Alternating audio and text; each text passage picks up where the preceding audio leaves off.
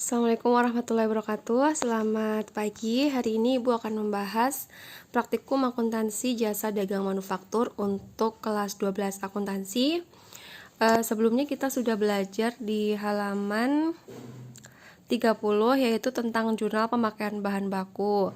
Ya, kemudian sekarang kita setelah jurnal pertama kan jurnal pembelian. Setelah dibeli bahan bakunya, kemudian kita pakai bahan bakunya ke dalam proses produksi. Jadi bisa dibayangin ya di sini. Jadi setelah beli bahan baku, kita pakai nih bahan bakunya. Nah, ini untuk contohnya kan dalam pemakaian bahan baku di sini ada beberapa bahan baku yang masuk ke dalam proses produksi. Kemudian di jurnal dengan debitnya BDP, BBB atau BD barang dalam proses biaya bahan baku, dan kreditnya persediaan bahan baku. BDP, BBB bertambah di debit, persediaan bahan baku berkurang di kredit. Jadi di sini bertambah ya, di sini berkurang. Oke. Kemudian selanjutnya setelah bahan baku digunakan, selanjutnya adalah penjualan produk jadi secara kredit dalam bulan Desember. Jadi ini ketika kalian sudah membuat bahan baku tadi, proses selanjutnya adalah bahan baku tadi sudah menjadi produk jadi yang siap untuk dijual. Nah, di sini penjualannya itu secara kredit. Jadi di sini ada faktur tanggal 5 Desember, fakturnya dikirim kepada PT Sentosa untuk penjualan produk pesanan nomor P5017 dengan harga 50 juta. Harga pokok produk tersebut adalah 30 juta. Jadi harga pokok produk itu didapatkan dari pembelian ditambah persediaan bahan baku awal ditambah dengan pembelian bahan baku gitu ya. Nah, kemudian dikurangi dengan beban angkut penjual dan sebagainya. Nah, ini dihitung harga pokoknya atau diketahui harga pokok produknya 30 juta. Jadi awalnya itu seharga 30 juta, kemudian dijual secara kredit kepada PT Sentosa senilai 50 juta. Jadi jurnalnya di sini untuk jurnal penjualan, karena kan jurnal penjualan itu kan digunakan untuk mencatat penjualan secara kredit. Jadi tanggal 5 kalian tulis nomor faktur 15 dijual kepada PT Sentosa, piutang dagang bertambah di debit ya. Ini piutang dagangnya bertambah. Nulisnya di mana? Di sini deh. Ini bertambah, piutang dagang bertambah di debit. Kemudian harga pokok piutang dagang dulu deh. Piutang dagang itu pasangannya itu dengan penjualan. Jadi piutang dagang bertambah 50 juta, penjualan juga bertambah di kredit 50 juta. Nah, kemudian kita juga catat sebagai harga pokoknya tadi, harga pokok senilai 30 juta bertambah di debit dan persediaan produk jadi berkurang di kredit. Nah, ketika menjurnal penjualan secara kredit, kalian harus menjurnal dua posisi ya. Di sini ada piutang dagang di debit dan HPP di debit. Di kreditnya ada 2 penjualan dan persediaan produk jadi dengan nilainya masing-masing ya. Kemudian selanjutnya di sini juga kasusnya sama ya. Kasusnya sama semua, tinggal dimasukkan aja ke dalam kolom kemudian dijumlah ya. Jadi jumlah seluruh piutang dagang dari yang terjadi dari tanggal 5 sampai 24 itu ada 195 dan sekian-sekian. Nah, setelah itu di sini ada transaksi penerimaan kas dalam bulan Desember. Kalau penerimaan kas berarti ada penjualan secara tunai. Ya, di sini kita tulis penjualan tunai. Nah, pertama tanggal 4 Desember penerimaan cek dari PD Melati untuk pembayaran sebagian harga faktur nomor 12 sebesar 15 juta BKM nomor 21. Oke, ini kita dapat cek, berarti ada uang masuk dari PD Melati. PD Melati kan di sini ada nih, PD Melati. Nah, untuk pembayaran sebagian, karena dia itu piutangnya 30 juta, sebagiannya baru diterima 15 juta. Nah, berarti kita masukkan ke dalam jurnal penerimaan kas. Jurnal penerimaan kasnya di sini Desember tanggal 4 BKM 21 dari mana? Dari PDM Melati.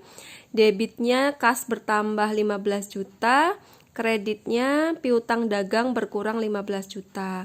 Terus contoh selanjutnya ini ada penerimaan cek sama kayak tadi, penerimaan uang tunai. Nah, ini transaksi tanggal 14, penerimaan uang tunai dari PT Ayu, kan di sini nggak ada ya. Jadi PT Ayu ini langsung membayar ini tanggal 25 November, berarti bulan sebelumnya. Nah, bulan sebelumnya itu juga sama. Oke. PT Mawar juga di atasnya ada. PT Kenanga juga ada. Penerimaan cek dari PD Melati juga ada. Oke, berarti ini lebih ke transaksi di mana banyak penjualan kredit yang udah dibayar di bulan Desember itu. Oke. Selain penjualan tunai, di sini juga bisa untuk melunasi pelunasan dari piutang sebelumnya. Nah, kemudian kita lanjut untuk rekapitulasi. Jadi di sini ada rekapitulasi antara total debit dan total kredit. Kenapa sih direkapitulasi? Karena di sini di debit ada beberapa kolom. Kalau misalnya cuma ada satu kolom atau misalnya di debit cuma ada kas doang, berarti tidak masalah untuk tidak direkapitulasi. Jadi ini untuk memastikan apakah jumlah debit dan kredit itu balance gitu ya. Nah, kemudian selanjutnya adalah pengeluaran kas.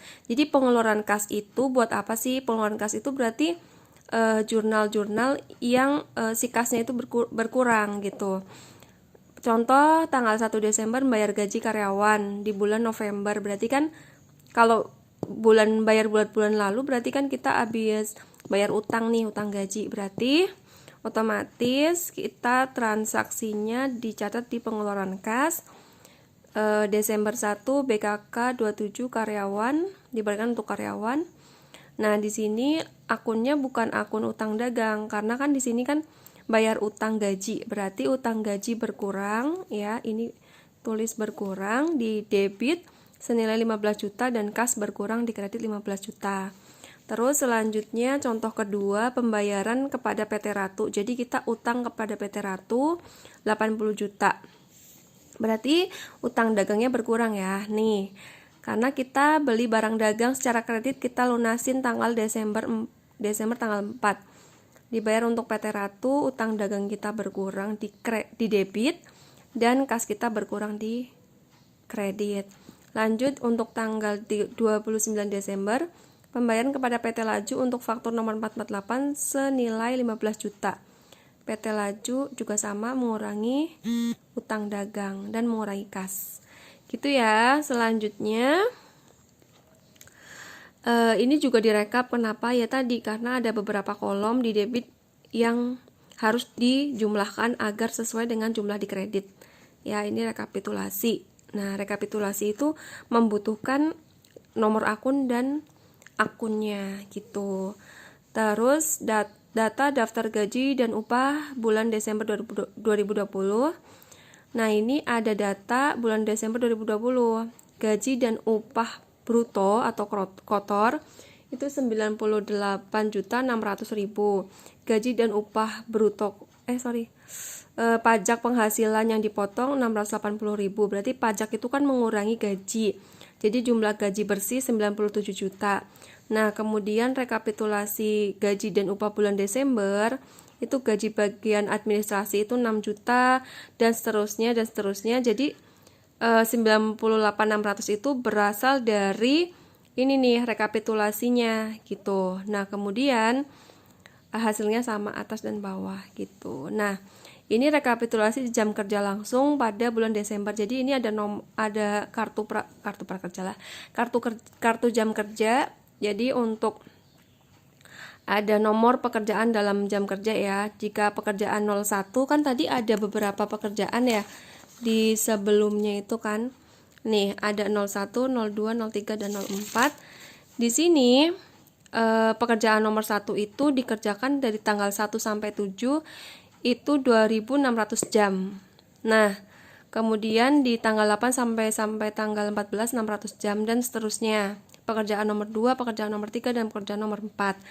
Dari data daftar gaji dan upah, jumlah gaji dan upah bruto untuk karyawan, semua bagian dicatat dalam akun gaji dan upah.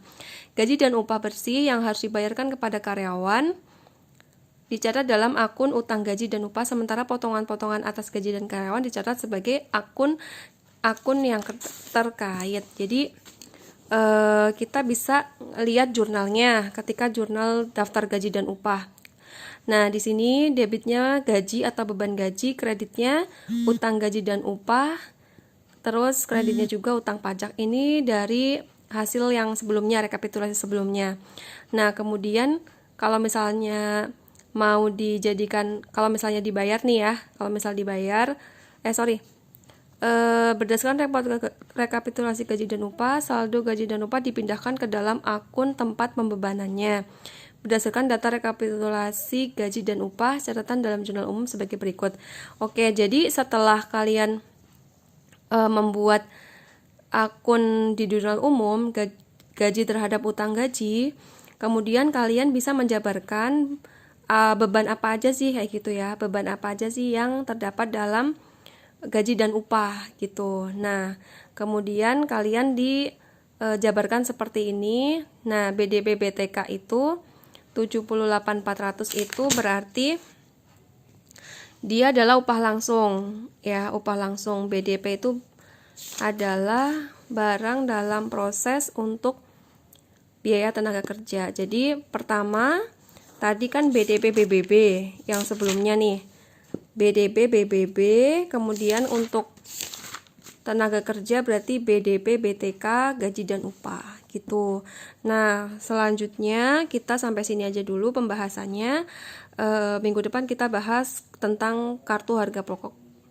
Oke, terima kasih. Wassalamualaikum warahmatullahi wabarakatuh.